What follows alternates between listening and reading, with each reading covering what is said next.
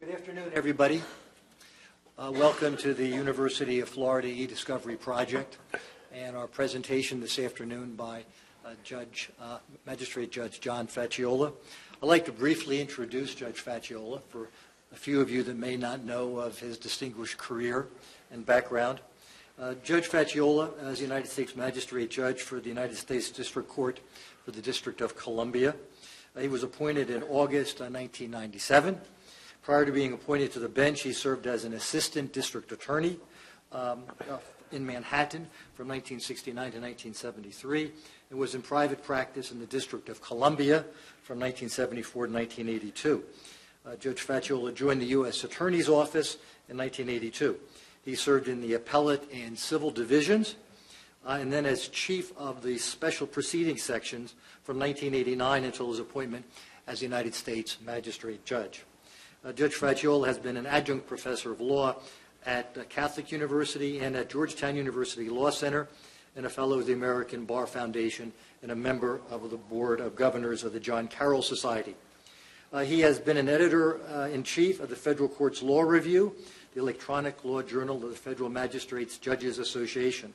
He is also on the advisory board and was one of the original founders, if you will, of the Sedona Conference, an organization which brings together attorneys, judges, and experts to help law in the collaborative practice, especially with respect to e-discovery.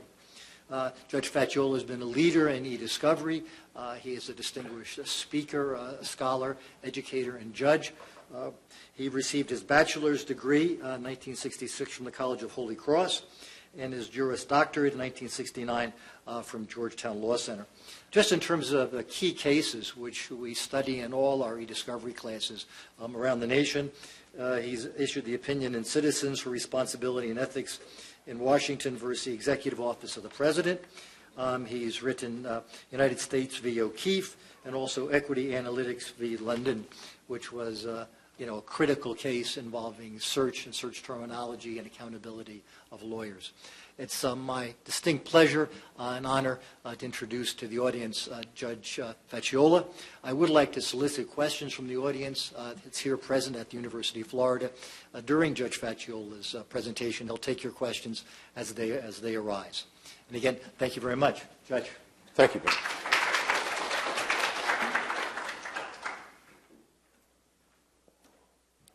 Hello. You've just heard I'm Judge Facciola, and none of you want to sit close to me. And I'm reminded of what my dear friend Monsignor Farina said. He always knew he was in a Catholic church. He said everybody sat in the back, mumbled the prayers, and left before the second collection. So there will not be a second collection. Unfortunately, there won't even be a first collection.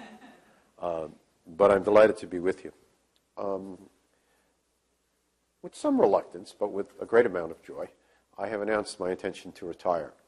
And not that anybody's counting, but it's January 2nd of the new year. Shrewd man that I am, that's the day our COLA kicks in. So I'm going to hang around just long enough to get a pay raise of 1%. I don't know what I'll do with all that money. I'll just waste it. I'm reminded of a great ball player named Tug McGraw. And Tug wrote a book called Screwball, which was simultaneously his best pitch, and many people thought the condition of the space between his ears. And they asked old Tug what he was going to do with all that money he got with his new contract. And he said, well, I'm going to spend about 85% of it on Irish whiskey and women, and the rest I'm just going to waste. So I want to waste mine as well. I have seen a lot in these 17 years. And now that I push myself away from my desk and am forcing myself to think about where I have been and what I have seen, I'm struck by how revolutionary has been the change I have seen. I was asked recently by someone who was writing an article, what was the difference between being a judge in 1997 and being one in 2014?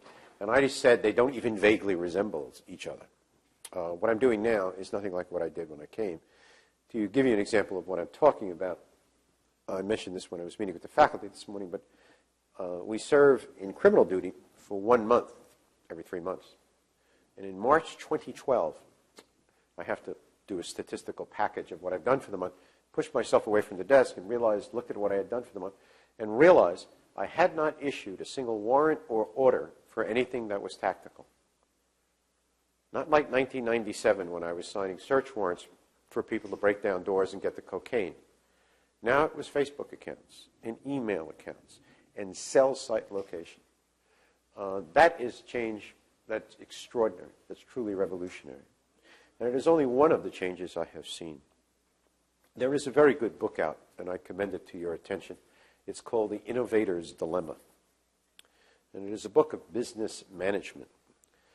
And the author explains this phenomenon in our society, that the management of a company is doing well. It is returning value to its stockholders and doing everything right. Something happens, and 3 years later, it's out of business.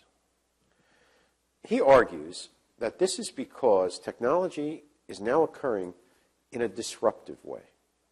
That is, it is not evolutionary, being yielded by the play of social and other forces on the process that was already in existence. Instead, it is disruptive. And I've seen that many times in my life. Sony is out making a Walkman. Everybody and his uncle has a Walkman, including me. And there's a cassette tape in there. Then a guy named Steve Jobs, who with his buddy Wozniak builds a computer from spare parts from the Radio Shack in his garage, holds up in his hand an iPod. Within a year, nobody is buying Walkman. And there is a warehouse of Walkman and cassettes that are on their way either to the dump or to the Smithsonian. And the authors of The Innovator's Dilemma argued that this phenomenon repeats itself again and again. I'm sure you can think of examples. This is becoming the current buzz word of our society. As we speak, there are 5 seminars being held somewhere on disruptive technology. But I think a metaphor that's a little closer to what I want to talk about is, I'm a sailor, as you heard, and I used to be at least, and I was watching, a friend of mine brought my attention to a YouTube video. It's really astonishing. This couple is sailing in the South Seas, and all of a sudden, in the middle of the ocean, this brown earth seems to be rising, and they can't figure out what is going on. What is happening is a volcano under the water has erupted, and a new island is coming forward, and they're looking at it as its creation. This got me to thinking about this change I have seen in my own life, and I wrote a little piece called Eruptions and Explosions. And again, I returned to that theme that the change I have seen is not that nice Burkean change, when change is not necessary, it is necessary not to change. It has been this startling group of instantaneous eruptions of a new technology that disrupts everything I thought I knew. That led me in that particular article to make some suggestions about the traditional law school curriculum and suggest that its subdivisions were probably incorrect. I suggested, for example, that we might want to think about the connection between things in a new way. One of the things I thought was you could take the notion of electronic information and talk about its production, its preservation, its transmittal. And each of those topics would invoke different parts of the traditional law school curriculum. Creation, we'd want to talk about patent and copyright. We'd want to talk about First Amendment protection of the use of that. Preservation, we'd want to talk about, we usually talk in civil procedure, but we might also want to talk about the new analytics and how to search this information. But be that as it may, and I also pointed out that in the absence of the return to earth of Leonardo da Vinci, it would be hard to imagine who would teach these courses. So I came to the eye of team concepts, that you would blend your faculty together in a new way. I don't know if that will ever happen. I think it unlikely. But the point I'm trying to make is these eruptions and explosions have been occurring, and they have dramatically changed the way lawyers, judges, and everyone else has to look at the practice of law and the administration of justice. And I want to review with you a few of them that I think are the most significant. If I may, put my glasses on.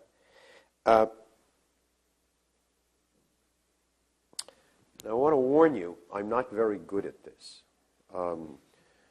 Last year at the Georgetown conference, some genius found out that I had given the keynote address 10 years ago. And they said, wouldn't it be great to pull out that keynote address and ask Facciola of all the things he predicted?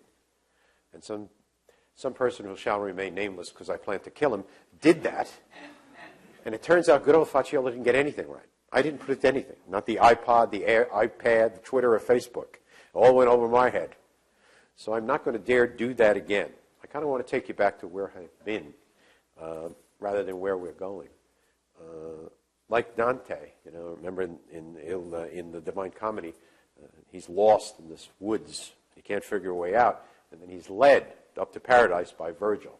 Well, I don't know if I'm going to leave you to paradise, since the only thing Virgil and I have in common is that we're both Italian. But I do want to take you through these developments and see if you agree with me, and I hope you will talk to me. I hate yakking at people about what you think and what you've seen. The first is the remarkable growth in my portion of the federal judiciary. We magistrate judges came into existence in 1938. They called us hearing examiners. And we used to get paid, believe it or not, by the number of search warrants we signed, which in my case is not very good because, as you know from the newspapers, I'm having some trouble with the Department of Justice. And had I done it, I would have gone broke a long time ago. But in any event, over a period of time, the district court judges got very used to having us resolve discovery disputes, with the result that we have played a disproportionate role in the creation of the fundamental cases and approaches that deal with this area.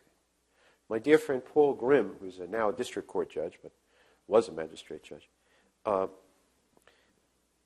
he is putting together information about all the cases on proportionality.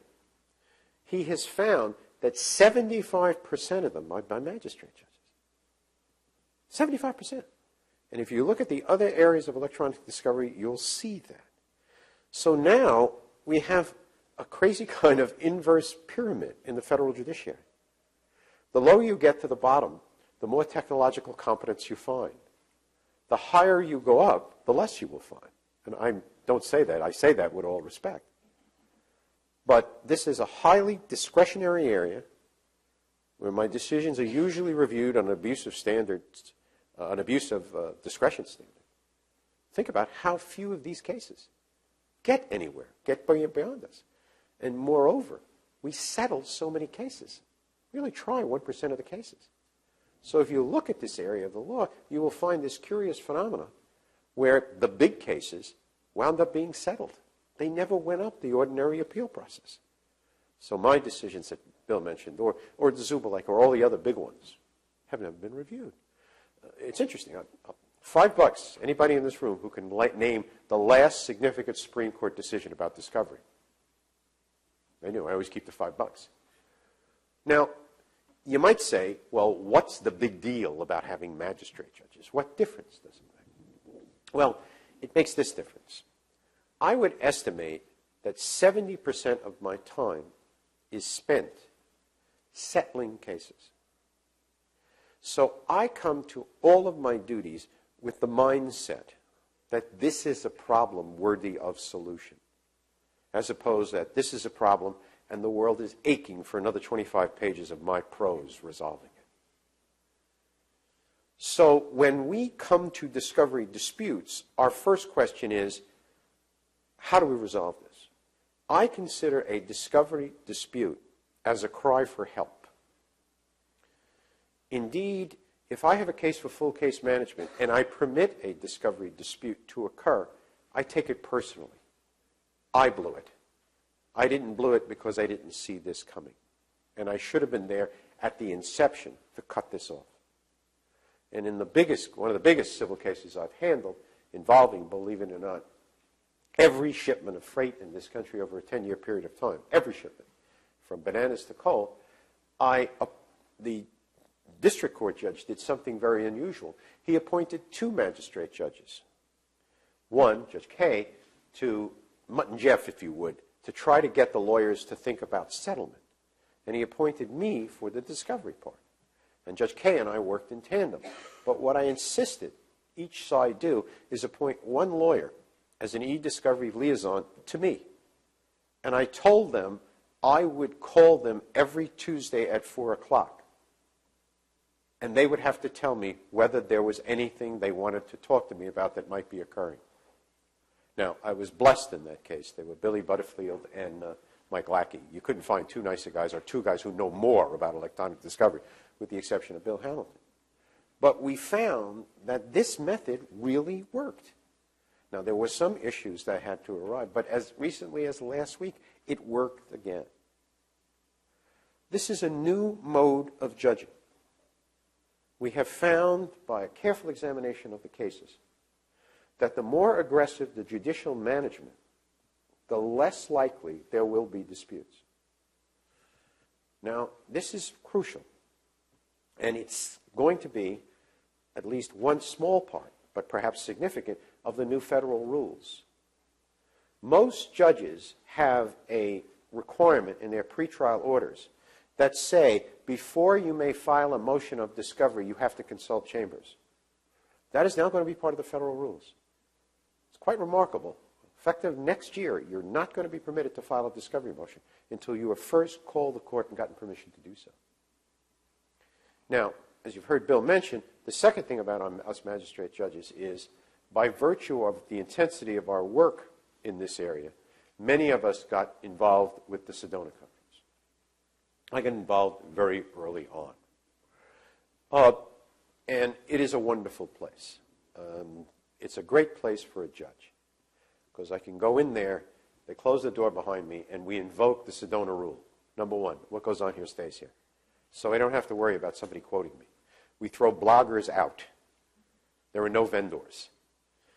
We constitute working groups. That is, we are attempting to reach a consensus in a publication that we want the world to see. We believe that you leave your client at the door and you come in and we just talk. It's not easy to talk about this. The founder of the Sedona Conference, Richard Brayman, died this year. And I had the great honor of delivering the eulogy. And I put Richard to rest in the beautiful Clay Hills he so loved in Arizona. But Richard began every meeting by quoting from a book. And the book is about dialogue as opposed to debate. So we always began with these principles.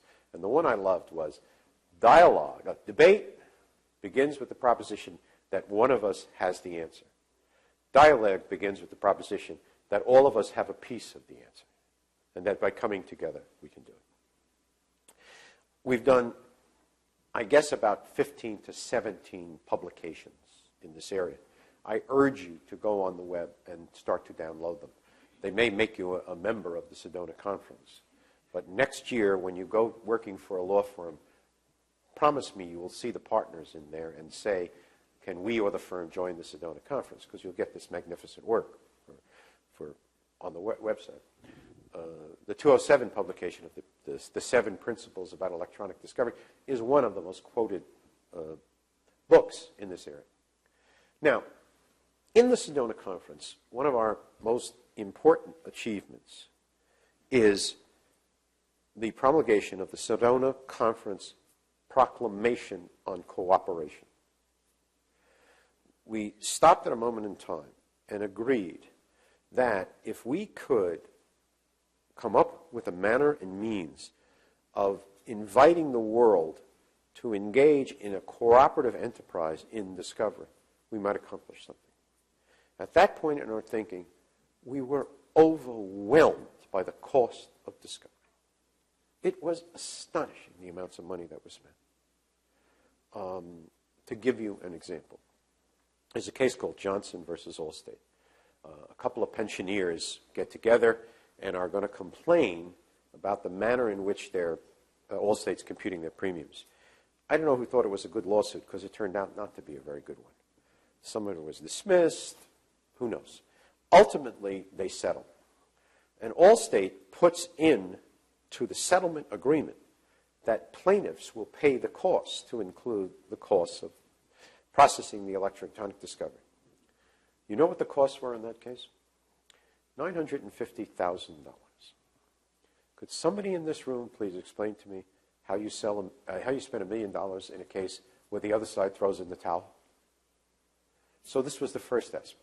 The second thing we found was many of these discovery disputes were really, literally about nothing. When the information was produced, it was hopelessly insignificant. Now you're looking at me and you're thinking, oh, Judge, what about the smoking gun? Oh, it's got to be in there somewhere. I've been doing this for 45 years. I haven't yet seen the smoking gun, but I'm sure it's in there somewhere. But to be serious, we found that the concept of Rule 26, the fundamental principle of marginal utility, that what we are going to do has to be justified when its burden is outweighed by its value, was almost disappearing. The last thing we knew was that we were confronting many situations in which the information was asymmetrical. We were dealing with a lawyer who knew a lot about this and a lawyer who did not. That was, to us, the most complicated situation, because this lawyer always thought this lawyer was hiding something from him. So we thought, on the whole, that encouraging transparency would restore that balance if they came to the issue with equal amounts of information. We then promulgated the Cooperation Proclamation, and the fundamental thesis of which, that there was no inconsistency between being a zealous advocate, as the model rules seem to require, and being transparent. The converse is true, that if you were transparent, we resolved the discovery disputes quickly. We could get to the merits of the controversy. Remember the merits of the controversy? This lawsuit's about something, and it's not backup tapes. So we issued the proclamation, and as of today, we have 100 judicial signatories to it. Moreover, it's not just a proclamation. We produced publications about it, which were workbooks for judges, in-house counsel, out-house counsel, outside counsel, not out-house counsel. That changed. And then we began a series of workshops, which we still do. Now, the workshops, we gather young lawyers just like you, and we break you down into pupillage teams, and we give you problems. And then you meet and confer in front of distinguished lawyers like Bill or judges, and we work this process through. It's hard for me to estimate what we have accomplished, but I think we have accomplished quite a bit. I'm going to do a law review article on how many times the words meet and confer now appear in cases. It's a mantra the federal judges are getting very used to. But more to the point, I am one of the people who believes that the new rules reflect what Sedona tried to get out. As you'll see when you study the new rules in class, the new rules are very much structured in a new way around the concept of proportionality. The requirements of Rule 26BC3, of utilizing the factors denominated in that rule to measure burden and cost, they are taken from that rule and moved into the definition of relevant discovery. There are some who say that's cosmetic. I don't think so. I don't think so at all. The second thing you'll see is the definition of discovery is completely modified. Up to the new rules, there were 2 levels of discovery. Remember that? You got relevant information, and you've got information that was relevant to the subject matter upon a showing of good cause. There is nobody on earth who understands what that means, because it's metaphysical. How could information be relevant to the claim and defense and not be about the subject matter of the action? That's gone. Also, the present rule says it's not objection to discovery if it is that it is inadmissible, if it is reasonably likely to lead to admissible evidence. Some judges pulled those words reasonably likely out of that and said all discovery seeks information that is not only relevant, but reasonably likely to lead to relevance. That's gone. That's gone completely. So this new rule, I think, presages some significant changes, and I don't think it is Connecticut. But for our purposes, it emphasizes how the discovery process has had to change under the pressure of information technology. And those changes, those are seismic changes. That's a big, big deal. Now, I know the people who are watching this, there are some lawyers who just turned it off. because they said, oh no, another one of those Sedona conference creeps trying to, who's drunk the Kool-Aid. Well, I not only drank the Kool-Aid, I stirred it, because I was there when we promulgated this. There are some lawyers who resist this, who will not buy into this. Whether they prevail or the other side prevails, I don't know. But I can tell you from a judicial perspective, there is a whole new approach to the management of discovery that is extraordinary. I'm going to stop there and see if there are any questions or any comments. Dean? Talk a little bit about how disputes about privilege, especially Yeah. documents produced that are later determined to be privileged. Yeah. In the study of electronic discovery, we found, well, I shouldn't say we, folks found, 70% of the money was being spent in review. When I first got into this, the lawyers were taking these gigantic data sets and doing privilege review piece of paper by piece of paper. They were sending this information offshore to Bangalore, India, and other places like that, where Indian lawyers, whom you paid $25 an hour, were doing the review. The costs were beyond imagining.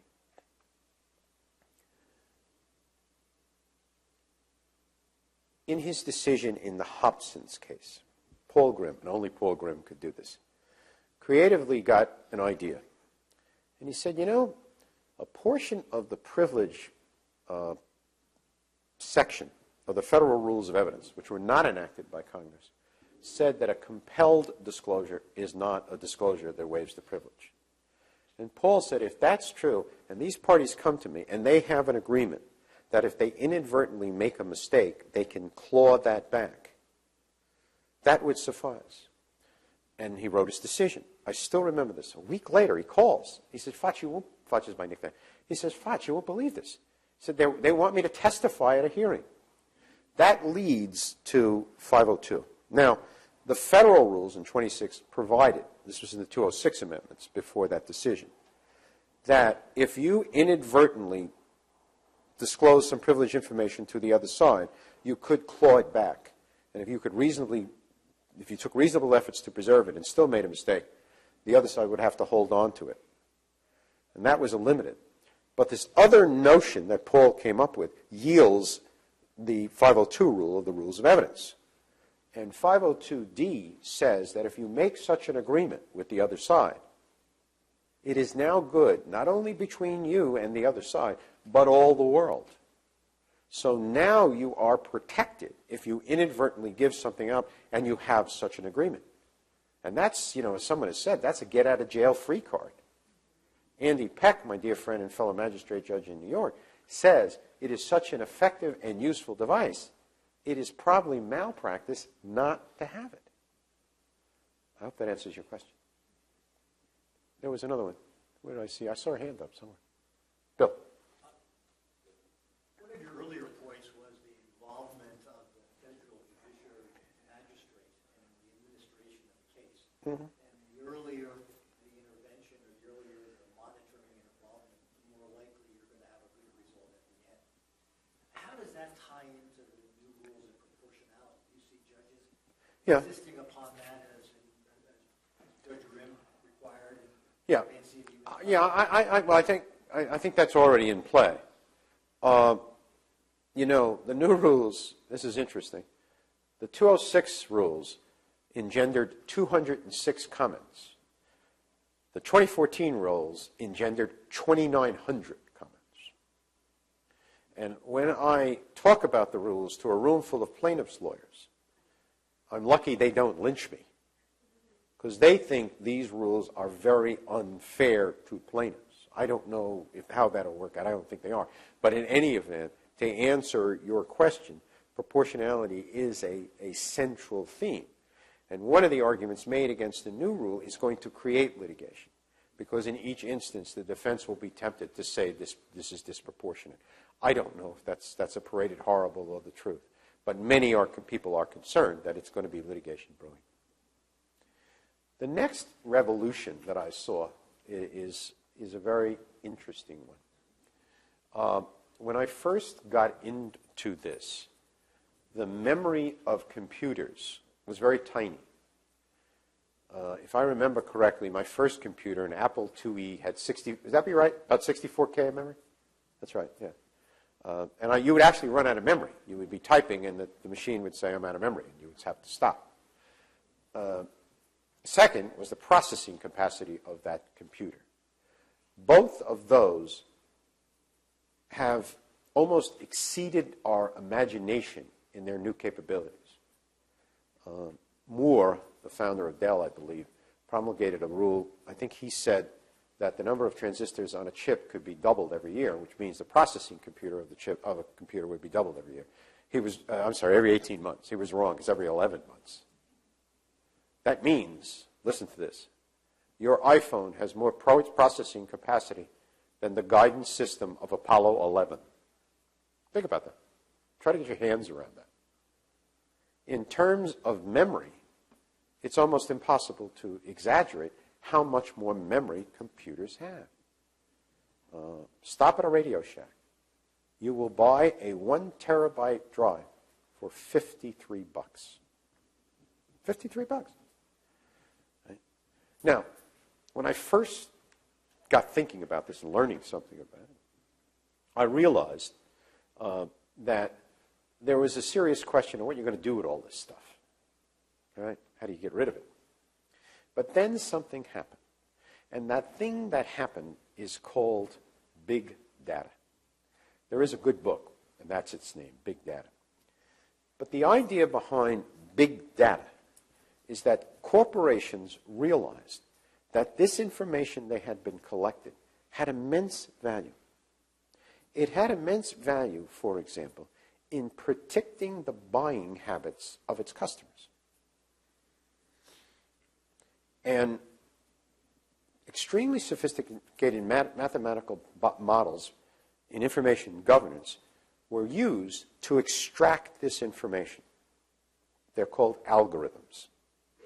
And there's a good book about this called Automate This. And it tells the story, pardon me for repeating myself, to some of the other people who have heard this, but Target learned that the most significant moment in a woman's life in terms of her buying was her pregnancy. So they gathered all their own credit card information and information about the demographics they bought from someone else, and they gave it to this company.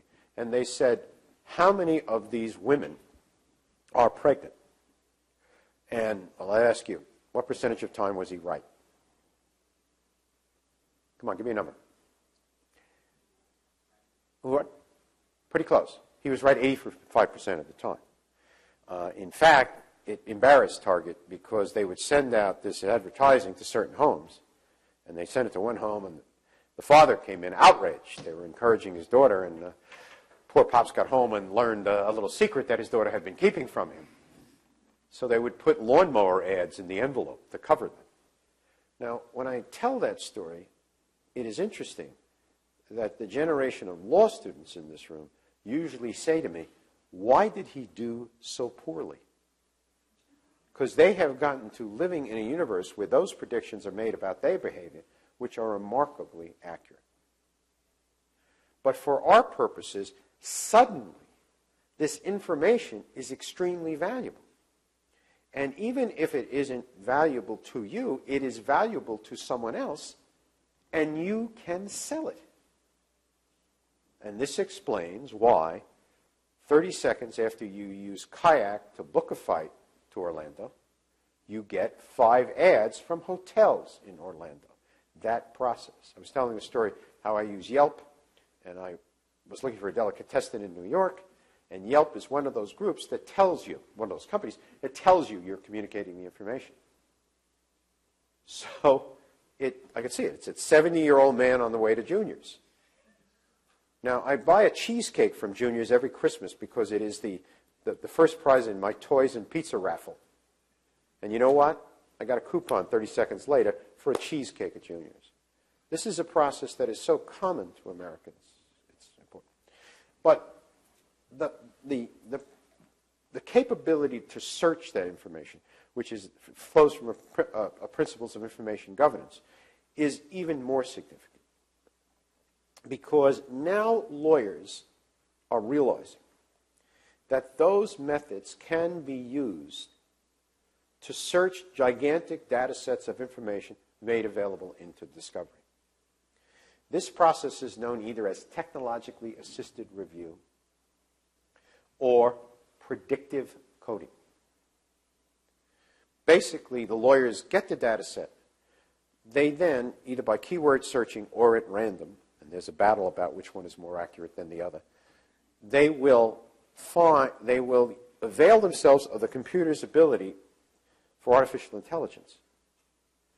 And they will run a series of tests, and they will put 20 documents into the computer and tell the computer to produce 20 documents, produce documents that are like those. Now they get that set. They look at that set, they disregard what's not useful, and they now have a finer set. This process goes on until they reach a point where the computer's ability to find this information permits them the confidence to know that they have found the documents. All right? I don't know if, can you continue to see me if I move around? Hello?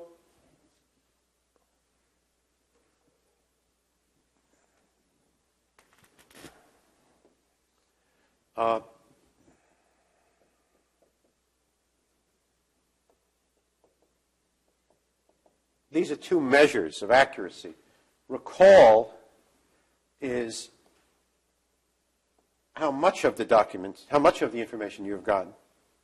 Precision is how much of it is on point. There comes a point where they reach each other in equilibrium, and that's F1. At that point, you know that the computer has produced sufficient documents to give you the confidence of F1.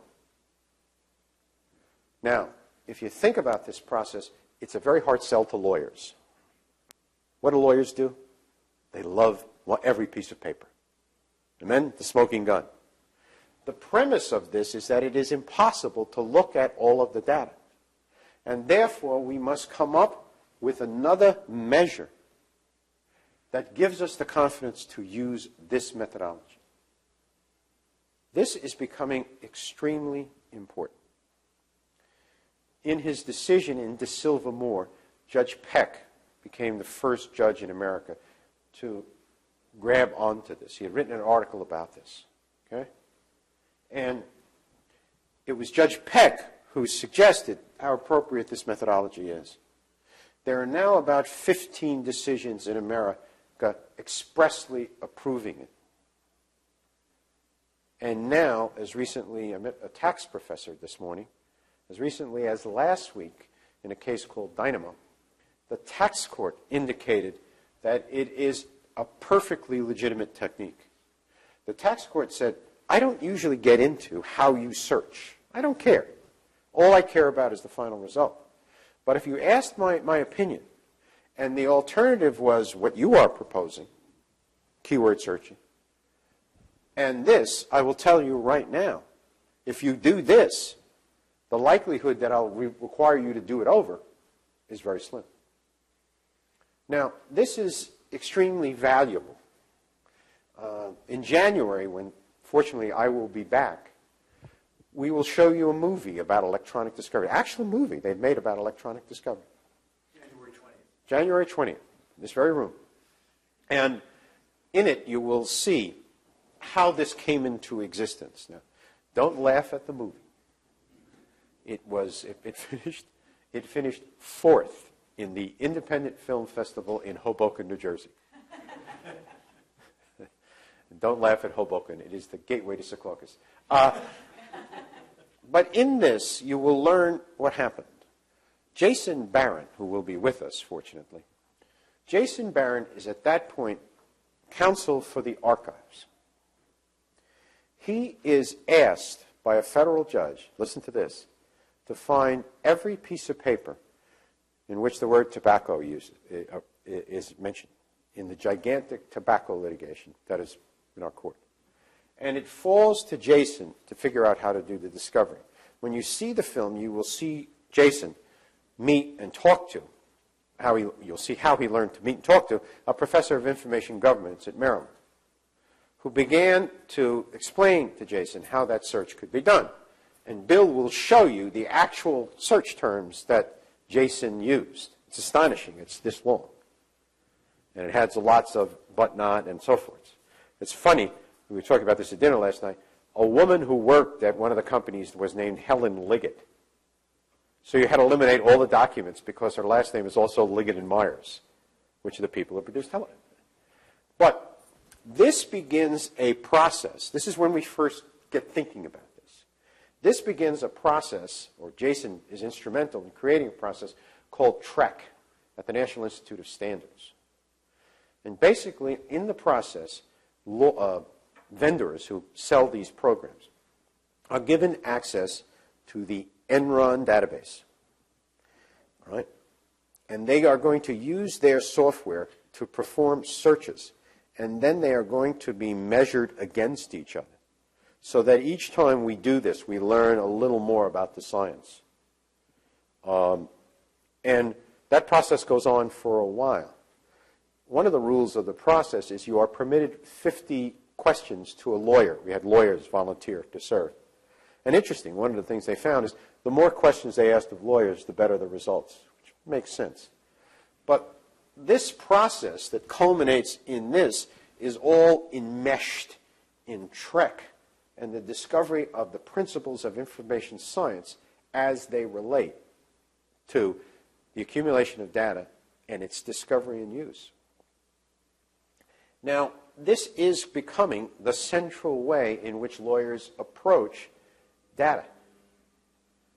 I don't think any other way of doing it will survive. Blair and Marion in 1984 studied this, and they gave to a group of lawyers documents, and they were supposed to find the relevant ones. They did so poorly. They found 25% of them. But what was really scary, asked to assess their own capability, they said they had found 75%, which tells you all you want to know about lawyers, right? So the first thing is human beings do this very poorly, and human beings think they are doing it much better than they are doing it. So from that, not by default, but by purpose and design, we have come up with this other way. And there's almost a case a day about the efficacy of this. Now the battles rage. You know, if you read the federal court's law review, you'll see I edited one of the more recent pieces, a battle about whether you use keywords or random searching and all of that stuff. So the science is still very much in the process of formation. But as recently as last Thursday, I was in Philadelphia, and there were 40 lawyers in the room. And Tom Grix, who's a gifted guy in this area, said to them, how many of you are using predictive coding? And 10 hands went up. I assure you, that would have been 2 hands last year. And next year, it will be 20. Because 2 of the panelists on Tom's program were showing how they use this. And they use it, interestingly enough, in early case assessment and early data assessment. The lawyers now have tools that can tell them whether they have gathered what they need. And they use that information then to assess this case and decide whether to take it. So it's very, very sophisticated. And lawyers are learning this. It's becoming part of the learning process. I'm going to stop right there, take any questions. Does that surprise you? Professor, what do you think? You've been around lawyers much too long? No? I just wanted to ask one other point. Please. In terms of using the search process for documents in your own possession, Yeah. that's something you can do to decide whether you have a case. But at some point, you may have some doubts about that, and you may need documents in the potential defendant's possession. At what point in the process would you, assuming a case was filed, at what point in the process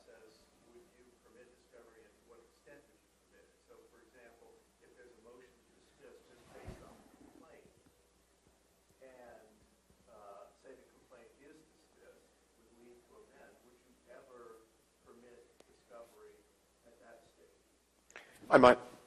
I mean, the battles we're seeing now, and it's an interesting one, and I hope to write on this fall, is, and I'd appreciate to hear what you and the dean have to say about this, is the argument is, this is my work product. How I do this is my work product and protected under Rule 26. Now, you see the tension between that and the value of transparency. Because my idea of a nightmare would be one side does it one way, doesn't tell the other side, and then we have a battle. In the Biomed case, the poor judge confronted that and said, I cannot bring myself to make everybody do it again. So the tension there is between whether this is work product. I am of the view that it most probably is. In one case, not involving this, in SEC versus Collins, Judge Shinlin was confronted with an SEC production. The SEC had created 175 computerized file folders for the information. It gave over all of the data, but refused to give over the file folders. And it defended doing so on the ground that those file folders are our work product. She found that even if they were, there was a substantial need for that, and she let it come over. But the thinking of the bar is, Judge, you can do whatever you want about the results, but how I got there is none of your business. And that's a battle that's in the process of formation. It leads me to want to write about it and think about it. Dean, did you have any thoughts on that? Okay. Then, just if you give me a second, look at my notes.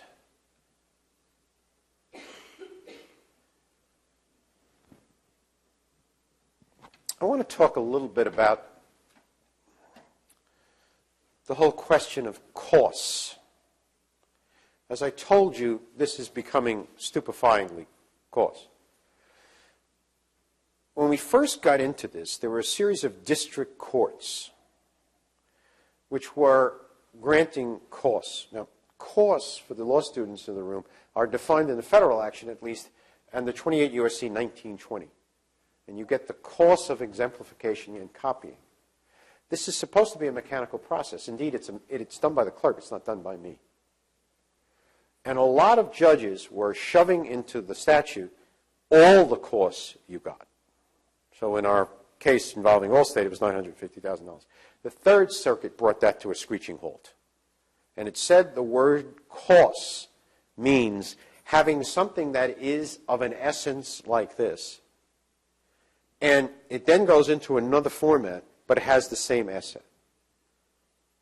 So that's copying. Everything else is not. So I'll give you the cost of converting native to some other format, or converting videotape into DVD, but that's it. And that opinion is now becoming cited all over the country. And one of the questions we have to confront is, what are we going to do about this? There are a few noises I'm hearing that in the next version of the federal rules, we're going to look at cost shifting very significantly. And I kind of want to end on this point. In the 17 years I've been doing this, I've grown deeply distressed by the disappearance of the small company and the middle class from the federal courts. I don't know how they can possibly afford it anymore. We try 1% of the cases. Yet the costs involved in litigation are completely out of control. In my decision in McPeak versus Ashcroft in 1997, I said we can't let this get out of control. We cannot have a society or a judicial system in which we are spending $300,000 to get an email. I wish I hadn't been so right. Because, as I say, these costs are driving a whole class of litigants out of the system. And I don't know how they get back into the system.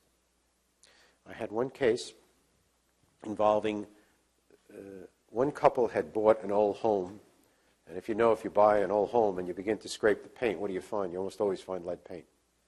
Once you do that, there's a whole protocol you're supposed to do. And there's a statute that regulates how you do it. It's very dangerous. On the other side was a couple that owned a painting contractor. and they had a dispute. Then they came to federal court. A lot of wonderful things happened. One guy got disbarred, who was the attorney for them, and all of this. And ultimately, it was quite clear neither of them could possibly afford the next stage of the process. So we settled it for a pittance. That is all too typical of what may be happening here. And I said it then, and I'll say it now. I did not become a judge to be hall monitor in a playground where only the rich can play. But I'm becoming pretty firmly convinced that this is where it's going. So we've got to sit down as a society and start thinking this through to see if we can figure out to do that or resign ourselves to a situation in which very few people will be able to get into the federal courts. I see Mr. Hamilton's looming at me. Are there any questions? Comments? You've all been very nice just sitting there.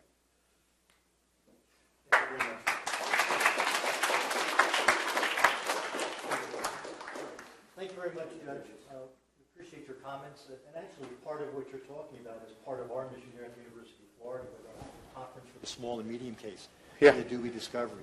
What we have here, though, if you'll come over closer to the podium, is we have something we like to present to you. It's University of Florida College of Law e-Discovery Visiting Distinguished Lecture, Fall 2014. Oh, that's beautiful. This is an original print of a local artist, John Wow. Morin. Wow. And hopefully you'll take it and keep our memory fondly with you. I certainly will.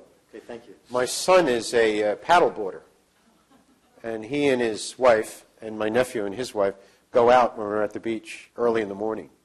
And I have a couple of pictures of them paddleboarding. I'll treasure this. This is very beautiful. Thank you very much. Thank you.